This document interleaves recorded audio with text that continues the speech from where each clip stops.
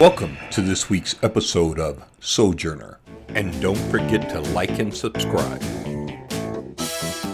Welcome back to the ongoing series, How Spaces Define Masculinity, a Black and Black-Biracial Men's Initiative. My name is Carol Jean Matthews-Shifflett, and I am the CEO of the Sojourner Group. I'd like to start by thanking my sponsors, the Utah Jazz, Planned Parenthood Association of Utah, Pacific Island Knowledge to Action Resource, PCAR, the Utah Coalition Against Sexual Assault, UCASA, and Enlightened Productions.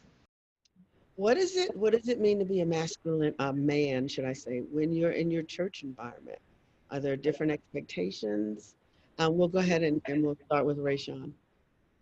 Uh, well, expected to, dress well, sharp suits and ties, no slouching, basic etiquette. I feel like you're also supposed to be a leader if you're older. For younger men around you at church, you're supposed to set an example.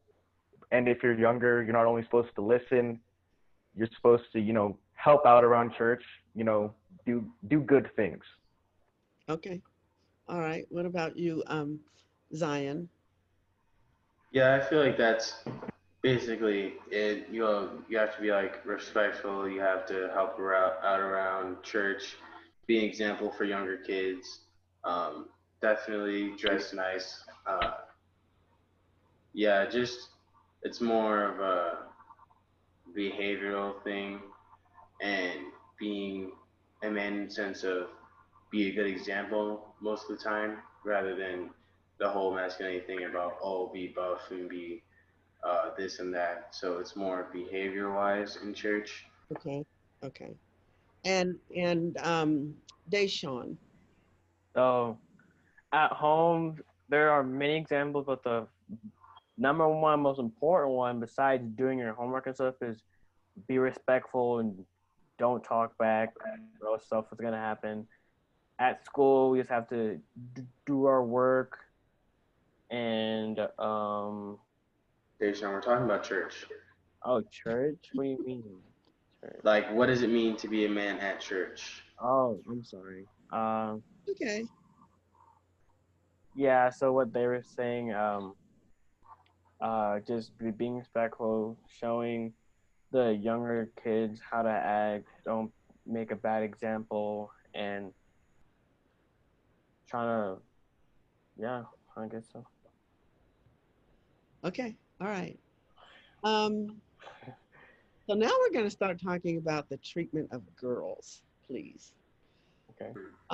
What have you, so my first thing is, do you believe that there is a difference when you're in school and how you treat girls, particularly when you are around your male friends? Do you see that you do different things, to act differently? What do you think? For me, no, I'm the same way all the time. Yeah.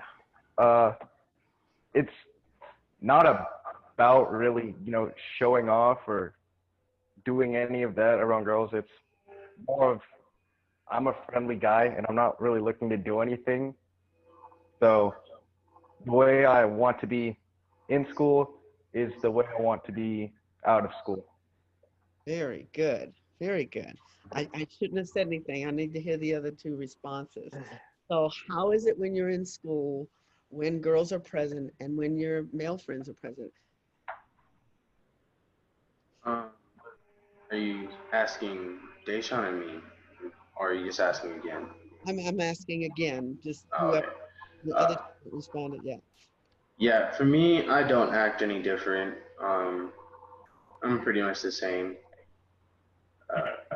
Yeah, but also I see that there's a comment here from Commodore Stone saying, "Wonder if you guys ever have to simulate that you're not so smart to fit in to a masculine environment or situation, whether it's men or women."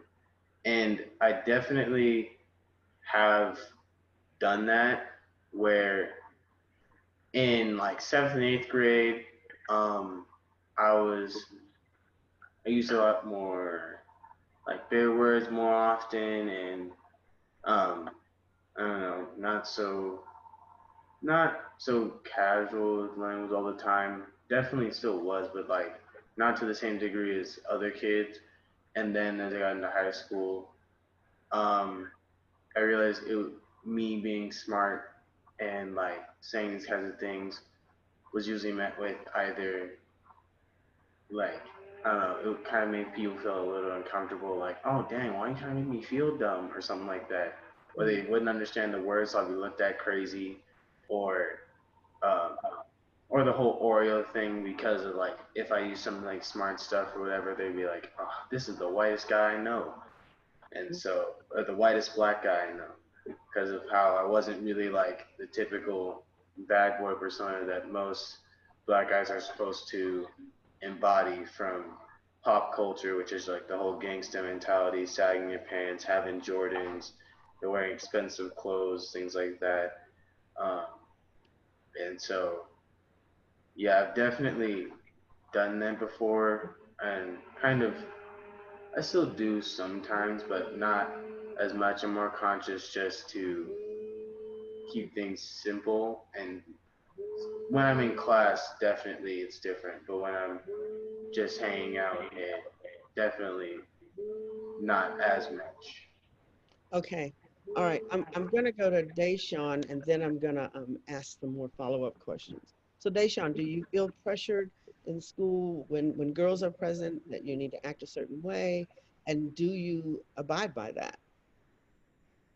Well, I really only talk to like really only one girl, and I act the same to her that I acted anybody else, just being respectful, not being rude, not calling her name that she doesn't like to be called, and just treating her like the person that she's supposed to be treated. Do you all ever call out men that you see treating girls disrespectfully? Do you publicly call them out or do you privately call them out? Publicly.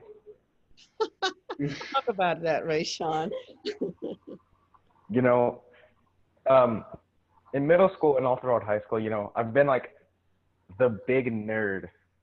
So Mm. I didn't really have to try to make myself look better in anybody's eyes. I didn't have to gain anybody's respect. So I feel like most men, when they're like, trying to be the alpha male, they treat women as, a little less than because they want to seem really big and tough.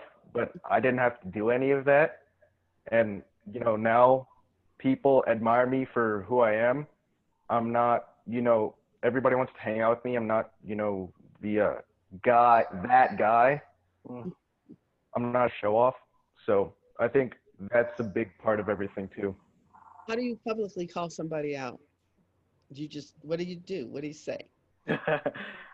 Well, I mean, I address them, and depending on the situation, it's it ranges from either simple, uh, treat women better or something more of uh, insult to them to make them feel like they're not so masculine. You need to be on the same playing field as everybody else. Yeah, so you kind of make them feel a little bit small, Yeah. make them feel. Okay, all right, okay. What about you, Deshaun? um, If you don't, it's okay. If you don't call people out, that's fine. I'm just curious when you see. uh, Uh, well, yeah, I do call some kids out sometimes when they're like saying not like really mean stuff, but stuff that just shouldn't be said in general to anybody. So I sometimes call them out on that, but other than that, not really. I don't really call anybody out unless they need to be called out. okay, and now we'll go to you, Zion. So we're talking about when you're in school and you see boys, your friends, disrespecting girls. What do you do? Do you do anything? Usually, it's not. Hmm, I don't know. I don't really see like flat out treated less than, but there's definitely some times where, to me, it may seem like certain things they say or teasing may go too far, but I don't get into it because um, it's usually just them just playing around or whatever, and so they both understand they don't mean any ill will, and so sometimes it looks like that, but then I know that it's kind of the same thing with how they tell you like guys or whatever not to like play fight in school or like slap box or whatever. Like we both know we're not really trying to hurt each other, but it's just like a fun little game or whatever. Like that's what I usually see, and it's not really flat out like you're less than. Um, but sometimes there are certain insults where uh, it's like, okay, so why? And then he's like, so it's more of a like I challenge them on what was the point of that? How are you? What? Why are they like that? That it doesn't make any sense or something like that. So then they kind of be like, or it was just a joke kind of thing. But yeah, there's not really a lot of that. I don't really feel, at least Now, now at my age. you mentioned earlier that people say you're the whitest black boy they've ever seen. That's a sense of bullying and a sense of ignorance. Mm. How do you handle that? Do you walk away from it? What do you do in those situations? What do you do? Mm-hmm. I like my brothers know I have very short temper, so when people say stuff like that, I tend to get like mad really quick. Tell them that they don't know what they're talking about. You haven't lived what I've lived through, so you have no right to call me that. Yeah. Just like white people that are obviously racist don't want to be called racist because they don't want that label on them. Okay, all Yeah. right. For So, me, oh yeah. For me, I usually just call them out like, okay, then, so I'm supposed to be the whitest black guy. What does black mean to you? And they usually can never answer. It usually just devolves into, oh, it's just a joke, man. Chill out. Why are you making it so serious? And there's one instance in particular where I got a little more heated than usual. There's this kid named Hugo. And so this was near the end of the year in my sophomore year. I was in my U.S. history class, my AP U.S. history class.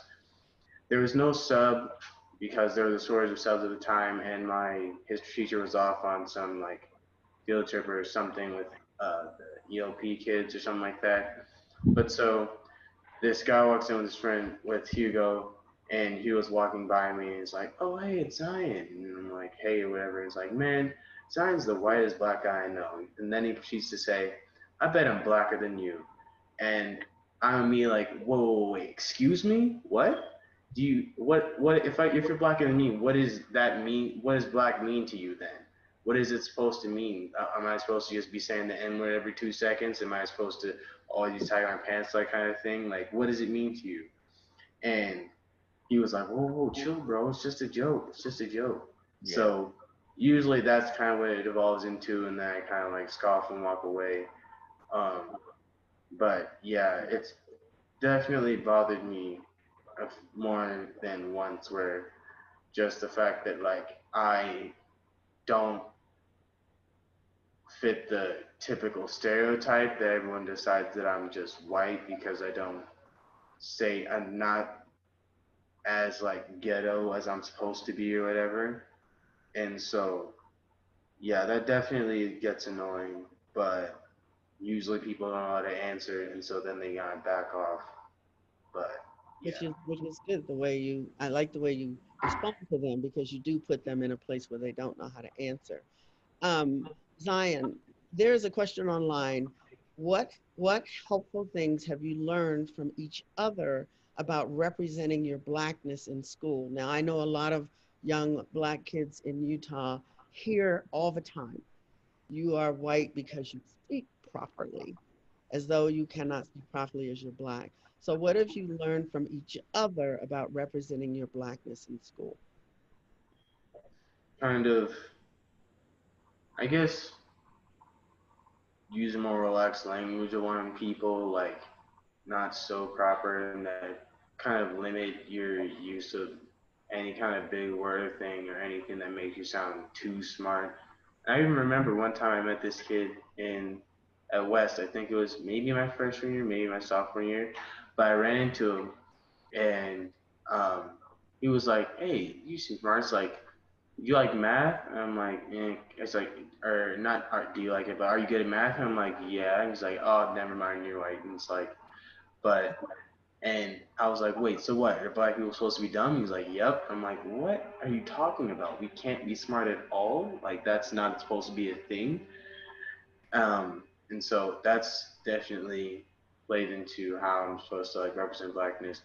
Everyone knows I'm smart, but I won't like outright display it all the time when hanging out casually. It'll be more in the classroom when we're talking about something serious, things like that. But yeah, definitely kind of navigating the whole don't seem too smart kind of thing. So, Rayshawn, I want to hear from you because I can kind of see these little faces back in the background, and you've been kind of quiet. So, anything that you have learned from your brothers on representing Blackness in school? Anything that you've experienced? Honestly, one of the most present things is going to be, you know, how you dress, um, Yeah, maybe a that's haircut. I've changed myself a little bit so I don't draw too much attention to myself. I can still be smart, but nobody really bothers me, and then they respect me because I don't, sag my pants and everything, but I look somewhat closer to the other kids. So that's one way. And Okay. then the other way, I guess, is um, so we have some African attire, I guess you could call it, and I like wearing that to school. It's just to, show that I know who I am. So there's Okay. there's also that. So, how you dress is one of the other ways. How you speak, how you dress, and what about you, Deshawn? Anything that you've learned Um, from home or from your brothers about representing who you are in school? I really don't. Well, I do let it get to my head, but I don't really care what they think. I dress how well, not how I want to dress, but how I would like to dress. I have the hairstyles I want to have.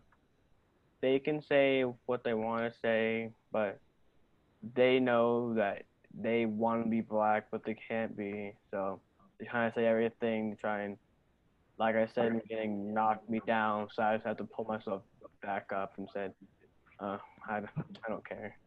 Okay. All right. yeah, that's a just a quick thing. Another thing, also just like music also is kind of how we represent blackness too, and listening to hip hop and certain things. But also, I when it comes to music, I honestly listen to more like black music in the first place, just because I don't know. I feel like music makes me feel closer to like the blackness that we have as a people, like music and our culture, and that is really strong. Like it's the thing that runs America's culture all the time. And it's always real cringy whenever I see like people really trying hard to be black and what they think is black is just straight ghetto or like I don't know, just certain things they say. Um, like I remember talking to about this with a guy at my work named Miles, where he remembers his teacher saying some stuff like, "Oh wow, they're really smart for a black child," or things like that, like pointing that kind of stuff out, or the classic, "Oh, you look like him," like when there's another black kid in the class or someone that they've taught, and they mess their name up. Now with him, it was his brother because he was a younger brother, but for me, there was an instance in my Spanish class. Okay, the difference between me and this guy could not have been more different. He wears completely different clothes than me, more kind of like Utah's, like more whiter, like lighter clothes, and I'm usually wearing darker stuff most of the time. I have glasses. I'm light, a lighter complexion than him. I have a different like hairstyle and everything, and he's his parents are straight from Africa, so he's a lot darker than me and definitely looks different in the face. But I remember she looked me dead in the eyes, and you know how when you look at like your son or whatever and call him by his name, and like that's a certainty in your eyes. She looked me dead in the eyes and called him by his name. The whole class bust out laughing because we look completely different, and it was just hilarious because she did that like 2 or 3 times. And I was like, "Are you kidding me?" Right. Like she's like, "Oh, what you guys look like?" I'm like, "No, no, we don't. Don't There's all look nothing. There right. really isn't much about us that looks really all that much the same at all." But yeah, that definitely happens a lot. Okay, so there's a question online, and Rayshawn, you're getting ahead of me by answering the responses, so slow down. The question is, who are your historic Black heroes, dead or alive? And so Rayshawn answered, my historical Black hero is myself. I don't want to be the next Martin Luther King. I want to be the first me. And Deshawn, you responded with the same. So we'll start with that one first because Zion didn't get a chance to chime in on that one. Zion, who is your historic Black hero, dead or alive? Do you have one?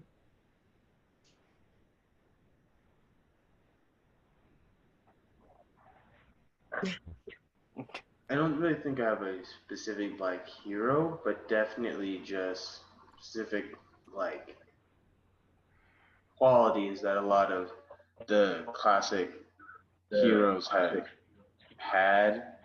Like I want to, like Rayshon said, make people more, I guess, woke in a way. Like make sure that they know that black people aren't just like ghetto people. They're not just supposed to be dumb. They're not just supposed to like talk all crazy and like have sagging pants all the time and want to be gangsters. Like we can be smart people. We are also thoughtful people. We think about things other than drugs, money, women.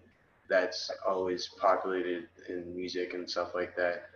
And so definitely that, but also um, just being an example that we're more than the stereotype and that we can also do great things. Like I hope that with my dream of becoming a jazz musician or whatever, I hope that I can like make it big or at least make enough money to where I can start maybe doing programs here and there, maybe for like music or one really big thing I want to do would be to open a black-owned bank or whatever, and like have programs for black people learning how to develop wealth and not just get rich, but like have continuous things that they acquire that will make it easier for the next generation of their family to have money, things like that, which is something my dad has also talked to us about a lot, which is that you want to create wealth when you grow up, not just get rich and have a lot of money, but have something that you can pass down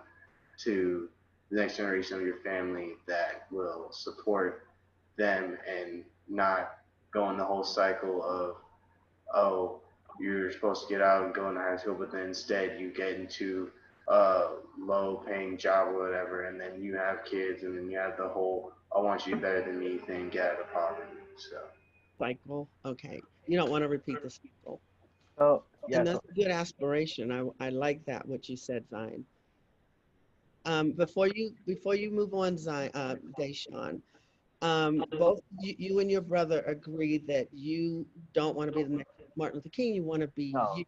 I was just saying like true like to like I was talking to him like true that's what some people want to do, but I haven't really found that. So my like personal heroes and like each of their own profession, like obviously Barack Obama, because my dad keeps telling me that never in his lifetime, including our own family, never in our lifetime did we think we would see a black president in the United States of America. So that really has left an imprint on our culture that says that we can do anything.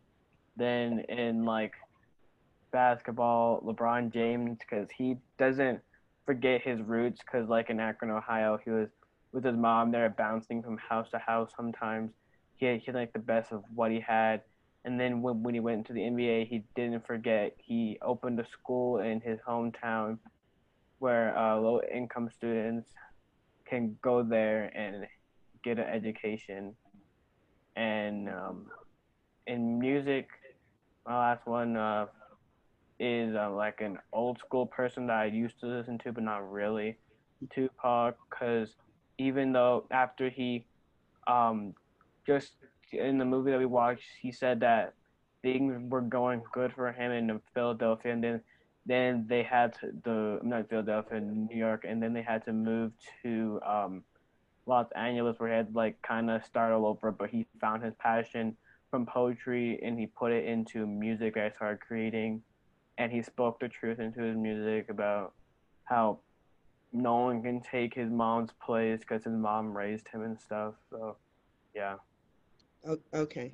All right. So Rayshawn, I'm gonna make you go a little bit deeper here because you said you want to make people woke, that you want to help in your community. I want you to narrow that down.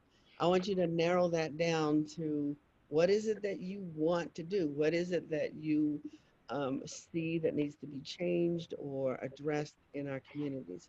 Because your answer is just a little bit vague, and I'm gonna leave it at that. So there are a few types of people in the world, but one of them is the person who goes, "Oh, I don't see color." Oh, Because if you didn't see color, then you wouldn't maybe be afraid when I walk around you, or maybe treat me dumber than most. So I want people to see what's happening around, not only in America, but around the world.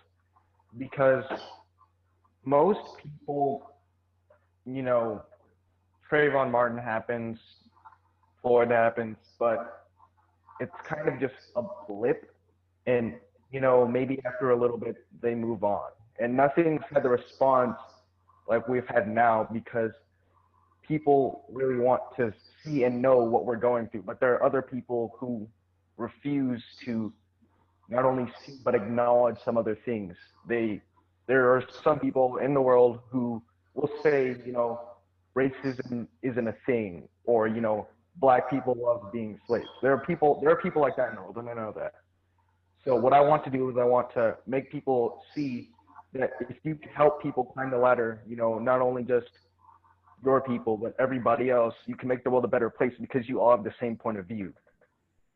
You have any ideas on how you plan to do that in this society that we live in that's been trying to do that for centuries? Any thoughts, any ideas? So, well, when I was, when Obama got elected, I was 3, but I do remember seeing him speak. It was just that power. The first black president, he had so much to say, so much to do. He had a lot on his mind. And you can tell how hard the president's been working by looking at him before he comes in office and after. But You you have a see, little bit of echo. You might want to, can you move forward? I don't know, we have a little bit of echo. Go ahead.